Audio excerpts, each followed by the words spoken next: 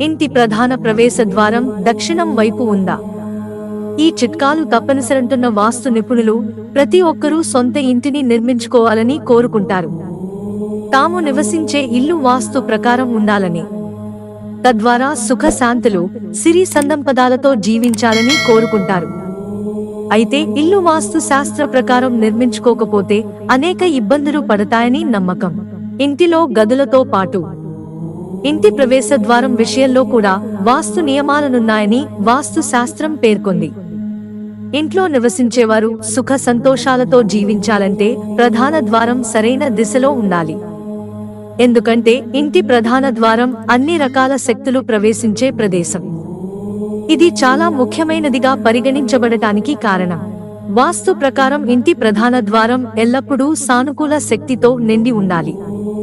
తద్వారా ఇంట్లో నివసించేవారు సుఖ సంతోషాలతో జీవిస్తారు. ఇంటి ప్రధాన ద్వారం దక్షిణం వైపు ఉంటే అది ఇంటి యజమానికి శుభం కాదు. ఇంట్లో అనేక సమస్యలు తలెత్తవచ్చు. అయితే కొన్నిసార్లు ఇంటిని కొనుగోలు చేసే సమయంలో ప్రధాన ద్వారం దక్షిణం వైపు ఉండి ఉంటుంది. దక్షిణ ద్వారం ప్రతి ఒక్కరికి అశుభం కలిగిస్తుందనే నమ్మకం లేదు. ఈ రకమైన ఇంటి కోసం కొన్ని ప్రత్యేక వాస్తు నివారణలను ప్రయత్నించమని జ్యోతిష్యులు కొన్ని నివారణ చర్యలు వివరంగా చెప్పారు.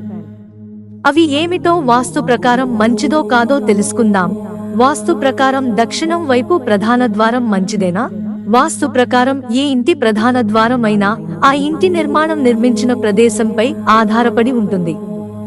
ఉదాహరణకు ఇంటి ప్రధాన ద్వారం సరిగ్గా ఆగ్నేయ దిశలో ఉన్నట్లయితే అది ఆ ఇంటి యజమానికి శుభప్రదం కాదు. అయితే ప్రవేశ ద్వారం ఆగ్నేయ, దక్షిణ దిక్కుల మధ్య ఉన్నట్లయితే అది ఆ ఇంటి యజమానికి మంచిది.